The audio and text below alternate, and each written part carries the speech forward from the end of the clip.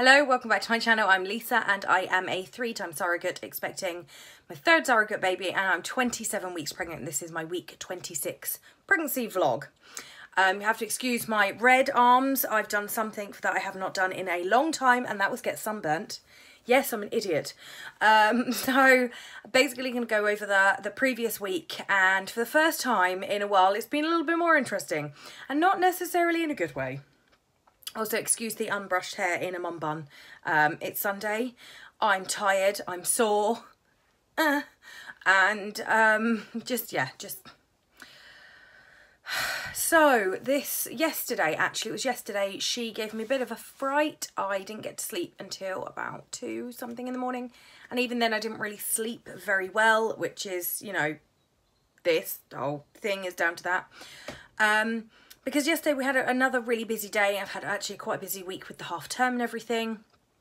And a couple of evenings I had to sit down and like poke her and make her move and whatnot because she's been a bit quieter.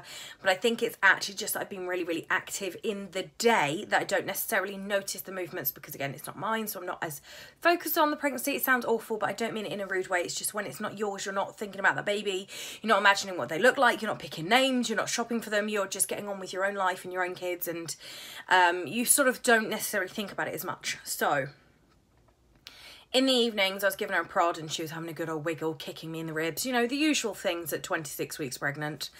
And all was good with the world. It was all fine. But yesterday, I went to see my sister. We were at Haylen Island. We were on the beach. We were having a really nice day. Actually, it was the first day in a while that, like, nothing had gone wrong. And I was just enjoying being with somebody that I love and playing with kittens and all of this good stuff. And so of course it had to sort of go wrong in the evening. So I came back and I was like, okay, I haven't really felt her move, but it might not be that she's not moved, it's just that I've not noticed. So I gave her a prod and nothing. So I left it a bit and I'm like relaxing and I'm sitting on the sofa and she's still not moving. I'm like, don't like this. So I did listen in with the Doppler. Her heartbeat was fine, but obviously, as I've said a million times before, you cannot always rely on a Doppler unless you're going to do it for a very long period and you know what you're looking for. It doesn't necessarily mean everything's fine. You need baby's heartbeat to increase when they move and decrease other times. There is definitely a pattern, and if you don't understand that pattern, a Doppler just tells you there's a heartbeat present. It doesn't give you a real indicator as if everything is okay. Only trained professionals or people that have done this a lot of times and done a bit of, you know, have a bit of experience or training in areas are really going to be able to know. So it's not something you can rely on, and I will keep saying that so no one can shout at me for like recommending Doppler.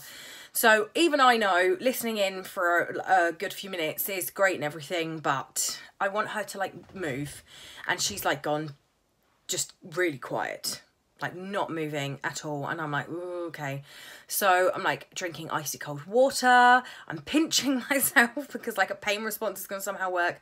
I had something sugary, I rested, I poked her, I properly, you know, when you like try and feel her, palpate the bump, found her, and I gave her in my bump a little bit of a wiggle, not anything bad obviously, and still nothing. And I'm like at this point starting to panic a little bit.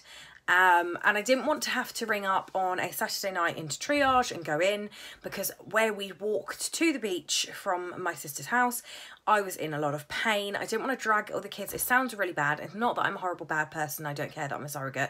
It's just every mum does it. You just think, I know I felt her move. I know her heartbeat's fine. I just wanted to move for my peace of mind. I didn't want to have to wake my kids up because I didn't think I was going to be able to safely drive to the hospital because my pelvis was in so much pain. My back was hurting and I keep getting trapped nerve pains in my hip, in my groin area and on the outside of my hips, and when I'm driving that scares me, so I'm trying not to drive when I'm having a bad day.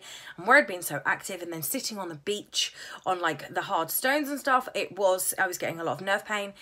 And so I didn't want to have to wake the kids up and make my husband drive me in, who got bored of me freaking out about the baby not moving and just went to sleep. So that really just, I was full of rage as well.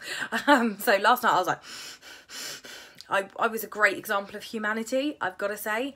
And she just didn't want to move, and I was like, oh my god, I'm actually gonna have to ring up, I'm gonna have to go in, I'm just gonna go in on myself and hopefully not kill myself driving up there. And my IFs are away in France, and I was just like, really, kid, seriously, do you have to do this to me?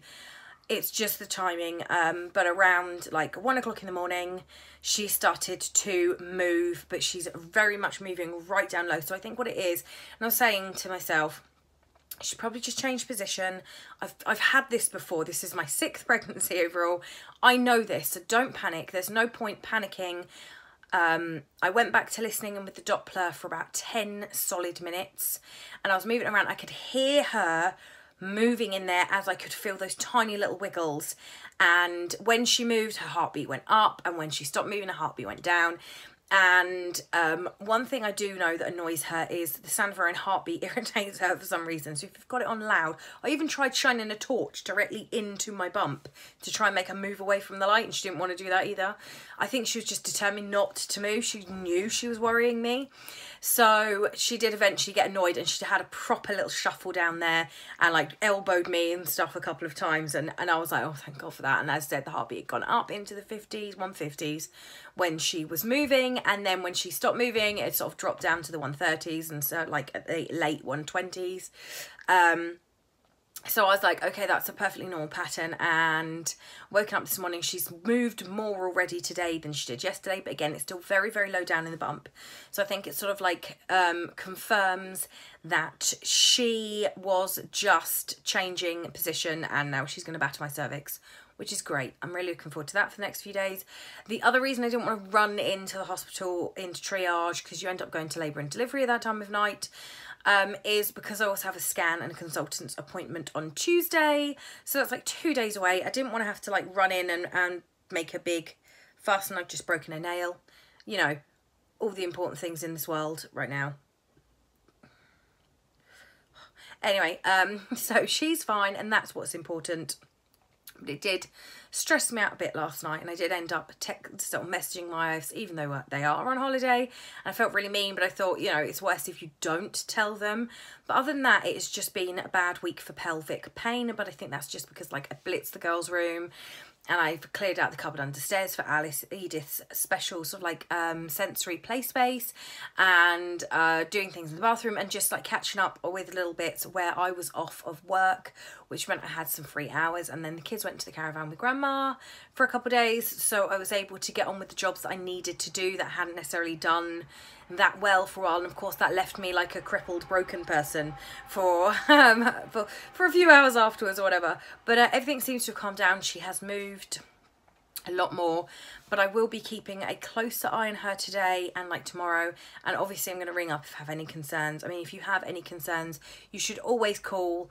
I realise I'm a massive hypocrite, because I know other people were like, when I said to some of my friends like Amber and that from Meet the Wilds this morning, she was like, just ring up anyway, and I was like, no, because I'm a pain in the ass. But only because I've done the, you know, 6th time I've done this. She's literally attacking my bladder right now. This kid is fine.